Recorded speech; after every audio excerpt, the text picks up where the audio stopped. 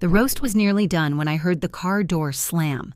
I turned the burner to low and wiped my hands on the towel hanging from the oven door.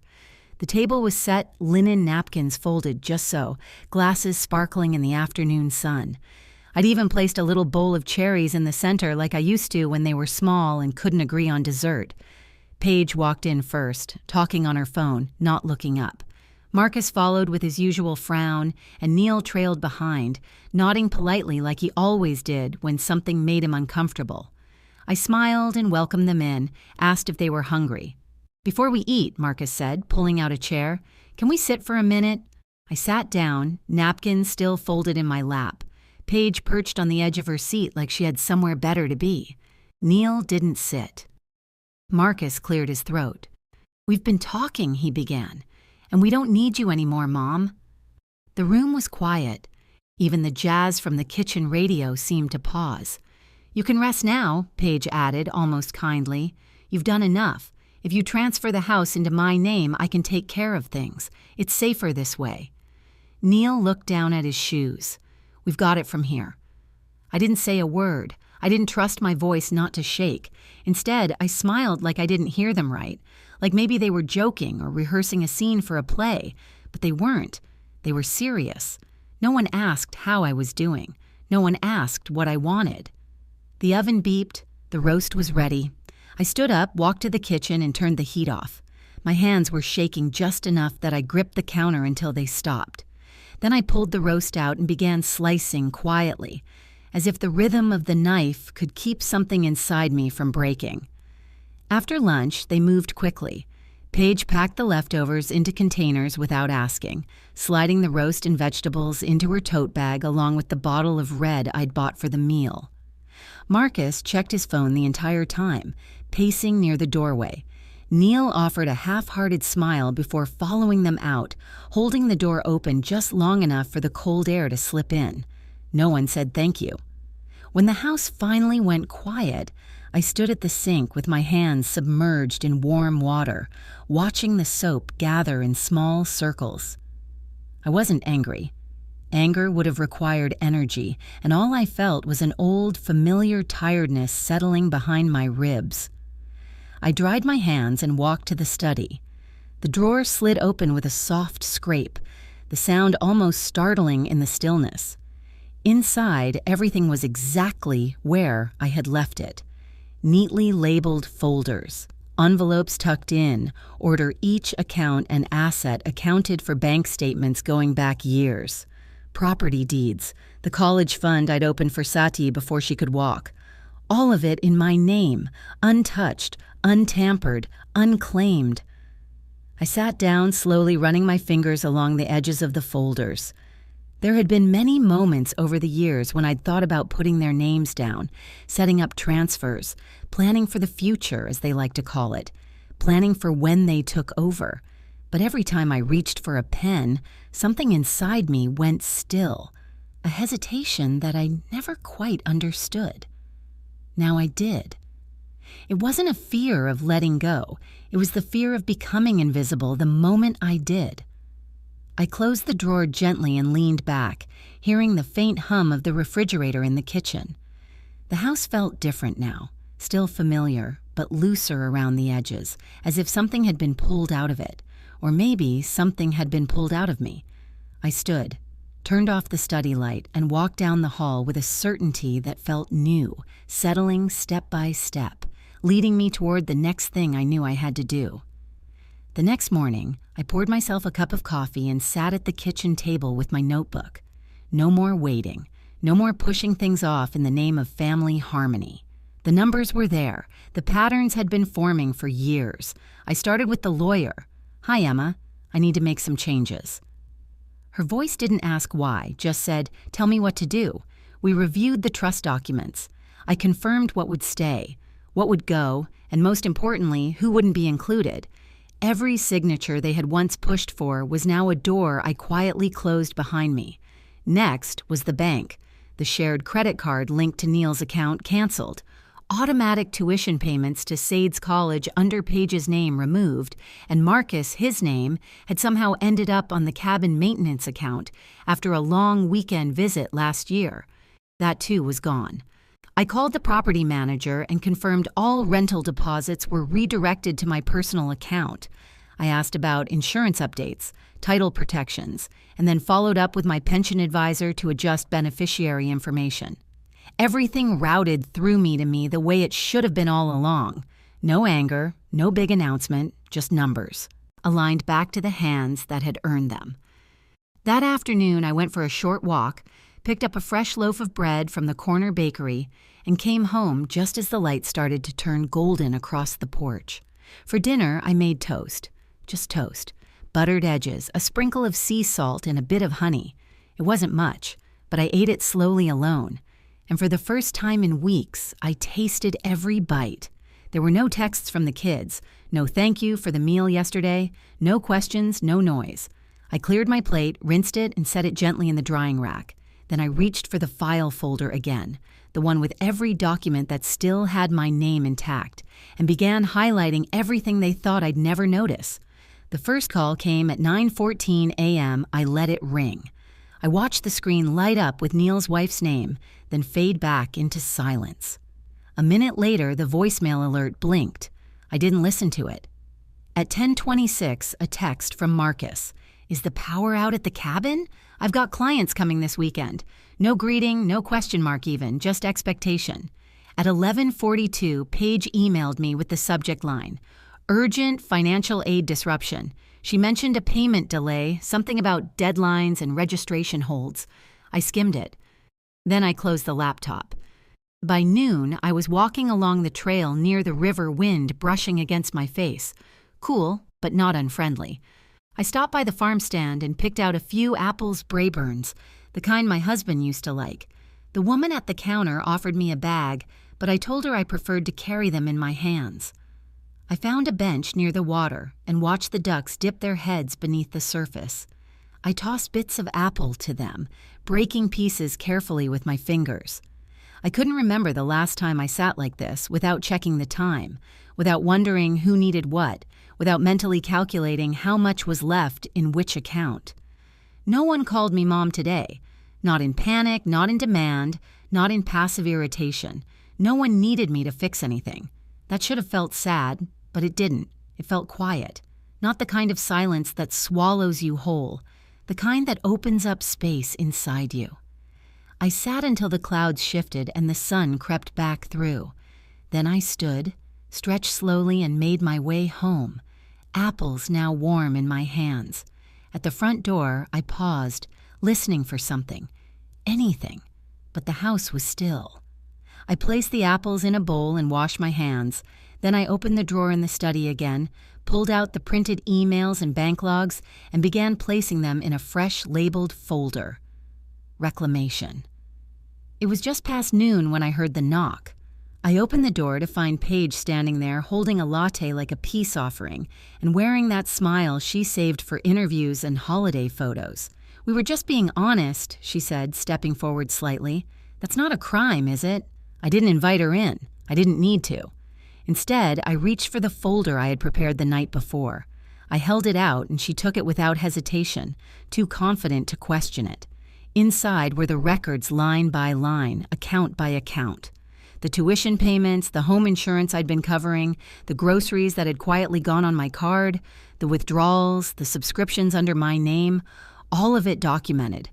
All of it signed or requested by someone other than me. Over $300 Dune dollars, not including interest. She flipped through it at first, casual, then faster, her brow furrowing deeper with each page. Her mouth parted, but no words came. I thought you should have a copy, I said. I didn't know it was that much, she mumbled. I didn't respond. She left without finishing the latte. Later that evening, Marcus arrived unannounced. No knock, just the sound of his car pulling up too fast, gravel crunching under his tires. He didn't waste time pretending to be polite. You're ruining everything, he said as soon as I opened the door. Am I asked, leaning against the frame. He motioned toward the driveway. I had contractors scheduled for the cabin. Now it's locked up. The accounts are frozen and we look like idiots. I let his anger wash past me. It didn't land the way it used to. I didn't ruin anything, I said calmly. I just stopped hiding the damage. He stared at me for a long moment, then turned and walked away. No apology, no explanation, just the door of his car slamming shut and the engine roaring back to life.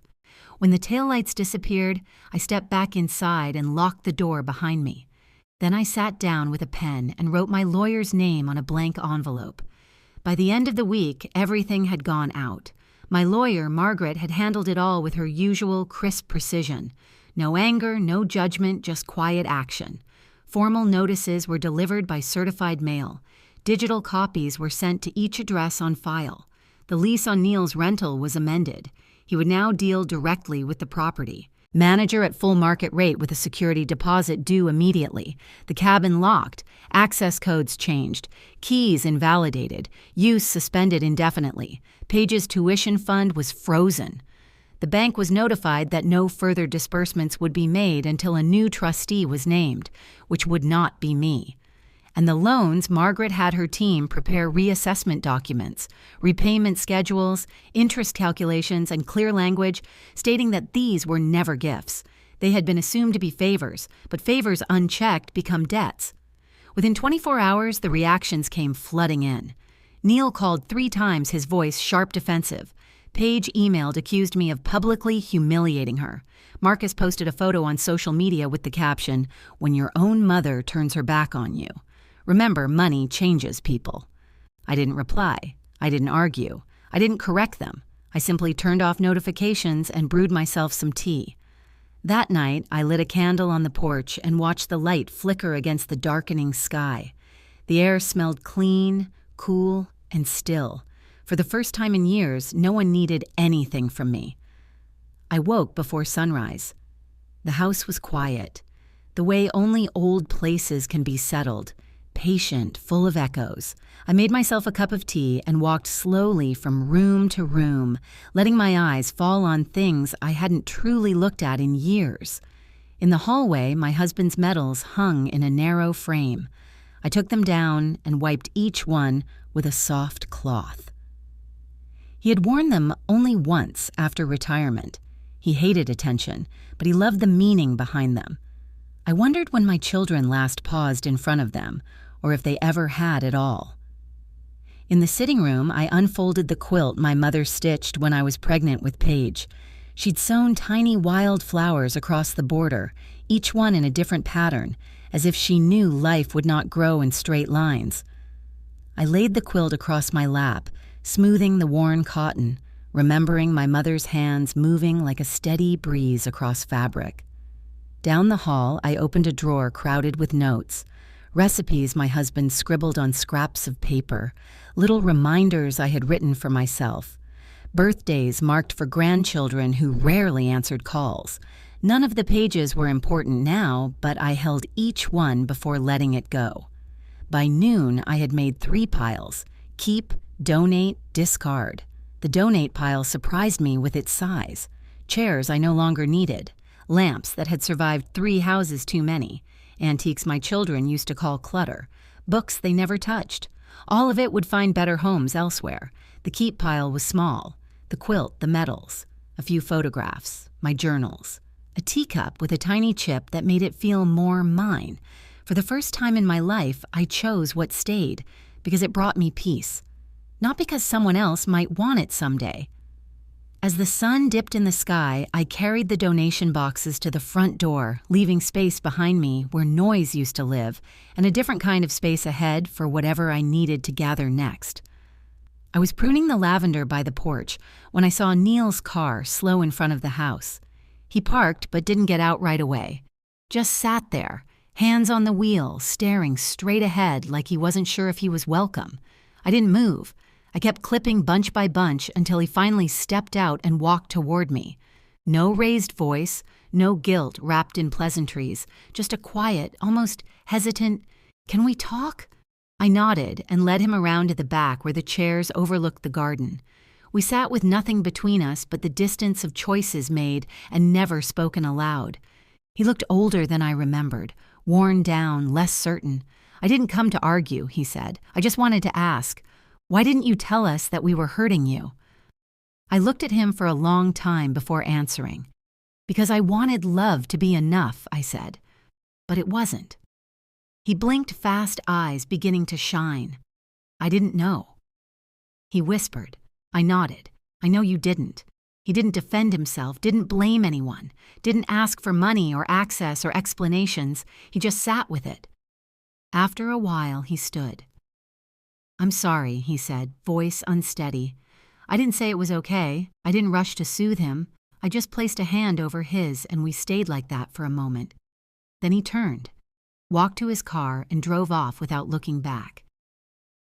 That evening, I opened my journal and wrote slowly, each word measured. Today, I didn't rescue anyone. I didn't fold. I didn't smooth the edges. I let truth sit between us, and I let it stay there. I think that's what love looks like when you finally stop trying to earn it. I closed the notebook and set it beside the envelope from Sade's last letter, still unopened. I'd been saving it for the right moment. That moment had come. The house was smaller than any place I'd ever lived in, but it felt exactly right. 1 bedroom, a sunroom that caught the morning light, and a little patch of garden just big enough for tomatoes and basil. It was tucked near a quiet street 2 towns over, close enough to the farmer's market, but far enough that no one would stumble across it by accident. I signed the papers, wired the funds from my personal account, and asked the agent to remove my last name from the mailbox. When the keys were in my hand, I drove there alone. No ceremony, no welcome party, just a deep breath and the sound of gravel crunching beneath my tires. My forwarding address went only to 2 people, my lawyer and Sadie. I didn't leave a note for the others. My phone number changed. The old email closed. The house I left behind was relisted under a private inheritance trust. Margaret handled the filings. I told her to make it simple, clean, untraceable. The cabin took longer to close up. I walked through it one last time. Dust on the windowsill, family photos still on the mantel. I packed the photos, left the dust. In the drawer where they used to keep firewood matches, I placed 1 envelope. No greeting, no explanation, just a folded piece of paper. I gave you everything. Now I'm keeping what's mine. The locks were changed the next morning. At my new home, I unpacked slowly, the quilt from my mother draped over the reading chair, my journal stacked neatly beside the window, the chipped teacup resting in its place on the kitchen shelf. There was no room here for pretending, only room for truth and peace. I walked out to the garden and pressed my fingers into the dirt. It felt cool, alive. I'd plant in the morning. Today I just wanted to sit in the sunroom, barefoot window cracked open and read Sud's letter again. She'd written it in blue ink. I'm glad you're somewhere that feels like you again. I was and I wasn't going back. The days settled into a rhythm that felt like breathing for the first time. I woke early, opened the windows, and stepped barefoot onto the small patch of grass behind the house. The tomatoes came in slowly at first, tiny green beads clinging to thin stems, but I watched them grow a little more each morning. I baked on the quieter afternoons simple things, crusty bread, blueberry muffins, a pie now and then. Everything tasted different when I made it only for myself. On Wednesdays, I volunteered at the clinic in town. I checked charts, organized supplies, and held the hands of patients nervous about stitches or test results. No one there asked me for money. No one demanded anything of me except kindness, which I had plenty left to give. Every Sunday, without fail, a letter from Sadie appeared in my mailbox. She never tried to sound older than she was. She wrote about school, her art, a cat she saw on her walk home, a poem she found taped to a locker. I answered each letter slowly, taking my time with the words. It felt like conversation done right, thoughtful, patient, without expectation. One morning at the market, while I was comparing bunches of fresh herbs, an older woman beside me commented on the weather. We chatted a bit the way strangers do, and then she asked as casually as someone might ask the time, "Do you have children?" I didn't flinch. I didn't scramble for the right version of the story. I simply smiled. "Yes," I said, "but I'm raising someone new now myself." She laughed softly, not unkindly, and wished me a good day before wandering off toward the bakery stall. I paid for my herbs and walked back to my car, the morning sun, warming my shoulders, the bag swinging lightly from my hand. There was no rush, No guilt tugging behind me, no weight I had to carry home. Just the road ahead, quiet and open, waiting for whatever I chose to fill it with.